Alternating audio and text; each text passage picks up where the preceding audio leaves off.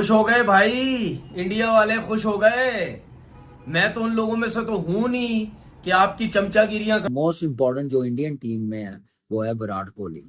वो अपने आप को जरा देखें कि उसका नाम, उसकी परफॉर्मेंस, उसकी बैटिंग की जो क्लास है वो इस दोनों टेस्ट मैच में नजर नहीं आई। हैप्पी दिवाली।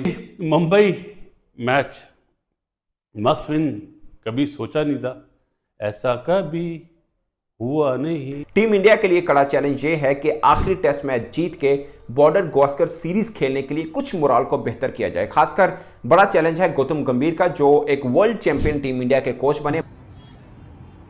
खुश हो गए भाई। इंडिया वाले खुश हो गए।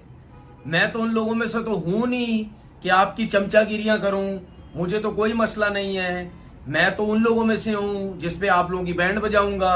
अब ये मत मुझे बोलना कि जी इंडिया हारा और जी बड़ा तैयार व्यार होके पैंट कोट पहन के जी आ गया है हमारी बैंड बजाने के लिए। जाहिर सी बात है, मैं कहीं गया हुआ था तो मैंने सोचा कि इन्हीं कपड़ों में, अच्छे से कपड़ों में आके आप लोगों की मैं बैंड बजाऊं। ये मैं बैंड इस वजह से बजाता हूं क्योंकि आपके जितने भी मीडिया के लोग हैं, आपके कुछ क्रिकेटर्स हैं जो भी सोशल मीडिया में, वो बड़ी पाकिस्तान की अगेंस्ट बातें करते हैं कि जी पाकिस्तान की क्रिकेट कहाँ गई, पाकिस्तान यूं हो गया, पाकिस्तान जंगल में चला गया, पाकिस्तान फारिग हो गया, पता नहीं क्या होगा अब इस टीम के साथ, पता नहीं कैसे उठेगी ये टीम, प्लेयर ही नहीं है इनके पास।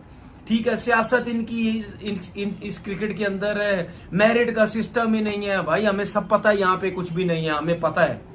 अब अपनी तरफ तो देखो, जो गरूर था सारा यूं गुब्बारा की तरह फट के एकदम से गरूर नीचे आ गया भाई। ये वही टीम है ना भाई। ये मैं एज अ क्रिकेटर, मैं इस वजह से इस लहजे में बात कर रहा हूं जो कि मुझे करनी नहीं चाहिए, क्योंकि सोशल मीडिया में कुछ लोग, कुछ मीडिया के, इंडिया के लोग, कुछ क्रिकेटर जब पाकिस्तान के अगेंस्ट बातें करते हैं तो मुझे गुस्सा आता है।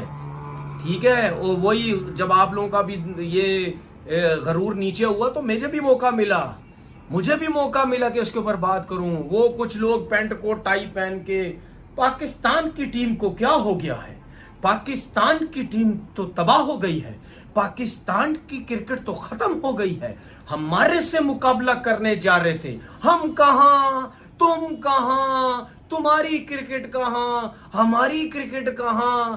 लग पता क्या है, हमारी तो चलो क्रिकेट ही नहीं है ना भाई। जो आप लोगों की क्रिकेट पता लगा, बैंड बजा के चला गया न्यूजीलैंड आपकी, और आपकी कंडीशन में सही बैंड बजा के गया है।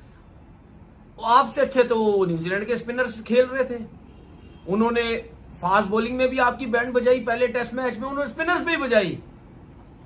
समझ आ गई, अपने गिरेबानों में झांको। ठीक है, बहुत अरसे के बाद आपकी टीम हारी, लेकिन ये बहुत बुरी जी हैप्पी दिवाली, और दिवाली एंजॉय करें फैमिली के साथ।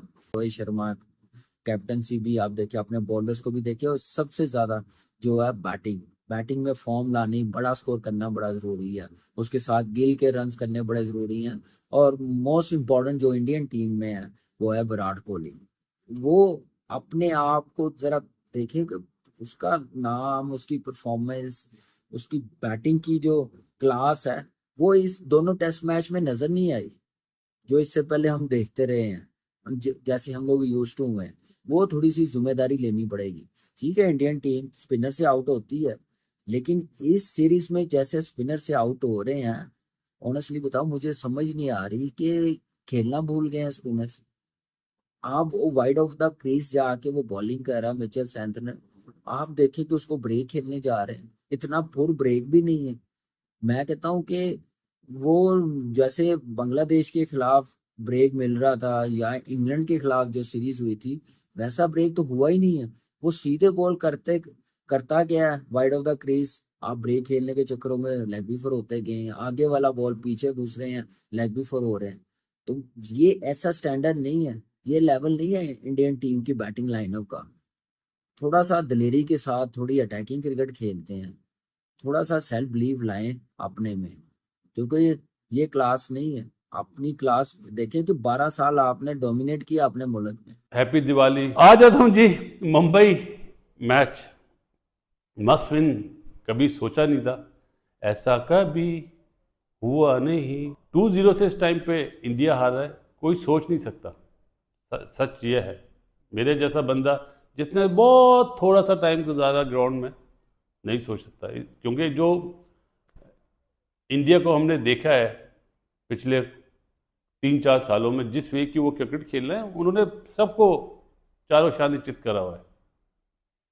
ये सच है, हकीकत है। लोग समझते हैं शायद बासित अली इंडिया का फेवर कर रहा है। भाई कोई और टीम इस तरह जीती है? 2 ही टीम है इस वक्त दुनिया में, ऑस्ट्रेलिया, इंडिया, जो अच्छे क्रिकेट खेल रहे थे। आए थे ना बेसबॉल इंडिया में, 3-0 हरा के गए थे पाकिस्तान को, और इस दफ़ा बेसबॉल को लपेट लिया आकिब ने, स्पिन विकेट बना के लपेट लिया ना। हाँ, न्यूजीलैंड ने जो 2 टेस्ट मैच खेले हैं, कोई भी एक्सपेक्ट नहीं कर रहा था, स्पेशली श्रीलंका में जो हार कर आए, उसके बाद तो कोई सोच भी नहीं रहा था। जिसने भी क्रिकेट खेली है, जो क्रिकेट को फॉलो करता है, समझता है, वो कोई सोच ही नहीं सकता। ये वो सीन हुआ है जो बांग्लादेश हमें 2-0 हरा के गए ना मैच। लोग यहाँ पे बातें करते हैं वाइट वॉश, मेरा नहीं ख्याल। इंडिया टीम दिवाली का तोहफा बहनों को देते ना, तोहफे, इस दफ़ा भाइयों को भी तोहफा देना चाहिए। अगर नहीं देंगे तो फिर वर्ल्ड टेस्ट चैंपियनशिप का नहीं सोचना चाहिए। ये एक वो हकीकत है कि आप अपने घर में अगर वाइट वॉच करा लें, लगता तो नहीं है, क्योंकि अब सब अलर्ट हो गए होंगे, और स्पेशली रोहित शर्मा और विराट कोहली, अब तो उन्हें रन करने पड़ेंगे, चाहे जैसी भी पिच हो, खड़ा होना पड़ेगा। जसवाल, गिल, ऋषभ पंत, सरफराज भाई, हमारे सरफराज होगा या राहुल भाई होंगे, जो भी हो। वैसे अगर स्पिन ट्रैक है ना, तो एक फास्ट बॉलर से जाना चाहिए। दोस्तों, भारत और न्यूजीलैंड के बीच टेस्ट सीरीज का आखिरी test match Wankhede cricket stadium में 1 नवंबर से शुरू हो रहा है, और टीम इंडिया के लिए कड़ा चैलेंज ये है कि आखिरी टेस्ट मैच जीत के बॉर्डर गावस्कर सीरीज खेलने के लिए कुछ मोराल को बेहतर किया जाए। खासकर बड़ा चैलेंज है गौतम गंभीर का, जो एक वर्ल्ड चैंपियन टीम इंडिया के कोच बने, मगर उनकी कोचिंग में 32 बरस बाद श्रीलंका के हाथों पहले वनडे सीरीज हारे, फिर 12 बरस के बाद अपने घर के अंदर टेस्ट सीरीज हारे, और कुल मिला के कुछ 18 टेस्ट सीरीज बनती हैं, जिसके बाद भारत हारा है, और हारा है न्यूजीलैंड से, जो कोई उम्मीद नहीं कर रहा था। शायद न्यूजीलैंड भी इतना भरोसा ना कर रहे हो कि हम इंडिया के अंदर इंडिया को हरा सकते हैं। मगर अब टीम इंडिया के लिए 3-4 कड़े चैलेंजेस हैं। मगर सबसे पहले बात करते हैं जो इंडियन मीडिया ने दिया कि उनके सबसे बड़े बॉलर जसप्रीत बुमराह को रेस्ट दिया जा सकता है। वो बुमराह जिन्होंने बांग्लादेश के खिलाफ 2 टेस्ट मैच में 11 ली थी, मगर न्यूजीलैंड के खिलाफ 2 टेस्ट मैचेस में उनकी 3 विकेट्स हैं, और आखिरी टेस्ट मैच वो विकेटलेस रहे थे। 41 ओवर्स किए हैं कुल मिला के उन्होंने, अगरचे आखिरी टेस्ट मैच में उन्होंने शायद 8 और 6 यानी 2 इनिंग्स में 14 ओवर्स किए हैं, और काफी लंबे टाइम पीरियड के बाद ऐसा हुआ कि जसप्रीत बुमराह विकेटलेस रहे हो किसी टेस्ट मैच के अंदर। आई डोंट थिंक सो, मैंने चेक नहीं किया, शायद उनका कोई ऐसा मैच हुआ ही ना हो। बट पॉइंट इज कि ये सारा स्पिन ट्रैक था और स्पिनर्स को ही विकेट्स मिली हैं। तमाम बॉलर्स, फास्ट बॉलर ने कुछ खास ज्यादा बॉलिंग नहीं किया, मगर जसप्रीत बुमराह को वो बॉलर माना जाता है। अमूमन मैं जरूर मानता हूं कि वो कोई कंडीशन के वो मोहताज नहीं होते, किसी फॉर्मेट के मोहताज नहीं होते, और ओपोनेंट के भी नहीं होते, कौन सा ओपोनेंट उनको खेल रहा है। मगर ये बड़े चंबे की बात रही होगी कि वो विकेटलेस रहे हैं बहुत से लोगों के लिए, क्योंकि जितनी भरपूर फॉर्म के अंदर वो हैं, और मुझे नहीं लगता कि उनको विकेट ना मिलने की वजह से टीम से ड्रॉप किया हो या रेस्ट दिया हो। वैसे ही उनको रेस्ट दिया गया होगा कि मतलब जसप्रीत बुमराह को रेस्ट दिया जाए, क्योंकि उनका मेन काम तो बॉर्डर गावस्कर सीरीज में उनसे लिया जाएगा। नमस्कार दोस्तों, स्वागत है आपका एक और वीडियो में। श्रीलंका से आप 28 साल बाद वनडे हारे, टेस्ट हारे आप लगभग 14 साल बाद आप होम ग्राउंड में कोई टेस्ट सीरीज हारे। उसके बाद पाकिस्तान के जो तनवीर अहमद है क्रिकेटर, वो मतलब ऐसा बोल रहे हैं जैसे कि इंडिया कभी अच्छा खेलती ही नहीं थी। मतलब उनका मानना है कि इंडिया की जो इंसल्ट और बेइज्जती हुई है, भाई साहब ये क्रिकेट है और हम लोग क्रिकेट को उतना सीरियसली नहीं लेते हैं। बात हारने जीतने की है तो खेल में हार जीत होता रहता है, और हार जीत का मतलब ये नहीं हुआ कि आप हार ही रहे हैं। हम लोग जीत रहे थे कंटिन्यू, 14 साल से हम होम ग्राउंड में किसी टीम को जीतने नहीं दे रहे थे। लेकिन पाकिस्तान का जो क्रिकेट है वो पिछले 12 या 13 सालों से, या लगभग टेस्ट मैच कोई 3 सालों से नहीं जीता था, होम ग्राउंड में सीरीज लगभग 12 सालों से नहीं जीता था। तो आप में और हम में आकाश पाताल का अंतर है। तो बोलने से पहले कभी भी देखिए आपकी औकात इंडिया क्रिकेट के सामने क्या है। और ये वही तनवीर अहमद हैं, ये अपने आप को क्रिकेटर कहते हैं, लेकिन इनका कैरियर आप देखेंगे तो जितना शतक है ना वनडे में विराट कोहली का, उतना इन्होंने तीनों फॉर्मेट मिला दे तो मैच नहीं खेला है। इनका ये हाल है। उसके बाद ये जो बॉल मारते हैं, लगता है कि मतलब पाकिस्तान के सबसे महान खिलाड़ी हैं ये। वसीम अकरम, शोएब अख्तर या फिर इमामुल हक, ये लोग बोले तो कुछ अच्छा भी लगता है। इनके जैसा आदमी जो पाकिस्तान में ही इनको पाकिस्तानी गाली देते हैं, ऐसा बोल रहे हैं जैसे कि रोहित शर्मा, विराट कोहली ने कभी मैच ही नहीं खेला है। तो दोस्तों, ये पाकिस्तान के जो तनवीर अहमद हैं, इनको खाली और खाली व्यू चाहिए। इनको खाली ये चाहिए कि जो इंडिया के लोग हमें देखें, वो हमें हमारे चैनल पे आके ऐसा कुछ बोल जाऊं कि जिससे मतलब मीडिया में आ जाऊं। हालांकि इनको मीडिया एकदम हल्का भी भाव नहीं देता। एक होता है ना कि एक आदमी बोले तो सारी मीडिया उसको टीवी पे, सोशल मीडिया पे छा जाते हैं। इनको क्या है कि कोई पूछता नहीं है, कोई भाव ही नहीं देता। इसीलिए ये ऐसा बात बोलते हैं कि इनको कैसे भी लोग जो है लाइमलाइट में लेते रहें। तो ये तनवीर अहमद का जो सोच है ना, वो एक क्रिकेटर के तौर पे नहीं, वो एक क्या बोलते हैं, वो उस प्रकार का सोच है जहाँ धार्मिक कट्टरता आ जाए, जहाँ पे इंडिया को गाली दो, चाहे इंडिया को कुछ भी बुरा भला बोलो, चाहे रोहित शर्मा को बोलो, चाहे विराट कोहली को बोलो, अपनी बस चैनल पे व्यू आनी चाहिए, सब्सक्राइबर आनी चाहिए।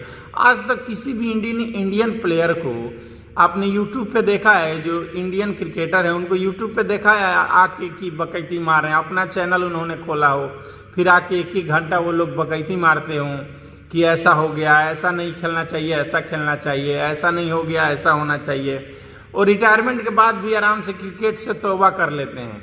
इन लोगों के पास पैसा नहीं हो पाता अच्छे से, इसीलिए लोग यूट्यूब पे आके बकैती मारते हैं, खासकर तनवीर अहमद जैसे लोग। तो इनका यही मानना है कि मतलब आप कोई भी मैच हो दुनिया में, अपना व्यू और पॉइंट जो है वो रखना है। क्यों?